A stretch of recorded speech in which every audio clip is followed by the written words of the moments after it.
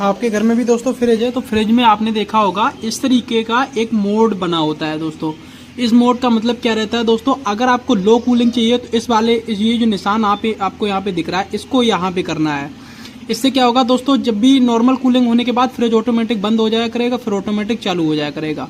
आपका अगर टेम्परेचर ज़्यादा गर्मी पड़ रही है इस पर भी कर सकते हो, उससे ज़्यादा तो इस पे आप अगर ज़्यादा सबसे हाई टेम्परेचर यहाँ तक भी ला सकते हो उसको।